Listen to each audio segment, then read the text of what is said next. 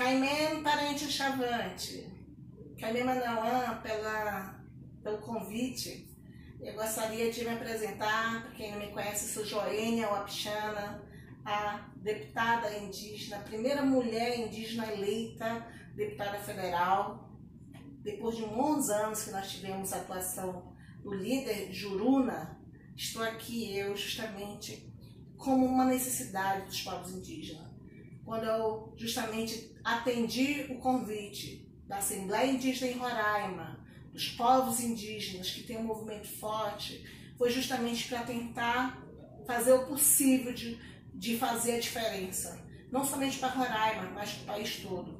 Defender os direitos indígenas é defender a vida, é defender a terra, a educação, a saúde. E isso tem sido a minha atuação como deputada federal, justamente para que os nossos direitos, que já foram conquistados há mais de 30 anos com a nossa Constituição, fruto da atuação também do Juruna, que deixou sua marca registrada.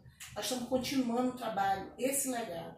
E eu gostaria de incentivar aos nossos indígenas que justamente fortaleça essa atuação, que tenha seus representantes indígenas eleitos agora nas municipais, justamente para ter a base forte para se preparar também para as próximas eleições estaduais, federais, quem sabe senadores, governadores. Nós temos essa capacidade.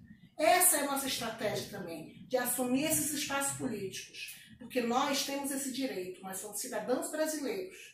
Nós temos qualquer direito de assumir esses espaços como qualquer outro brasileiro. Nós temos que ter essa união. Essa é a nossa estratégia. A estratégia de união, de defender os direitos coletivos, de pregar sempre pela defesa das nossas conquistas, principalmente defender a terra. Se você defende a terra, defende o meio ambiente, defende a sustentabilidade, defende a economia, defende a educação, defende a saúde. Não precisa abrir mão dos nossos direitos, não precisa para entrar na política. Não precisa se corromper, defender arrendamento ou mineração para usar os nossos direitos de povos indígenas. É possível fazer isso? É. É nesse sentido que a gente tem que fazer com que nossos pré-candidatos que vão assumir, que defendam essa bandeira, a bandeira dos povos indígenas. Nós estamos precisando cada vez mais de nossos representantes parlamentares. Essa é uma linha de estratégia.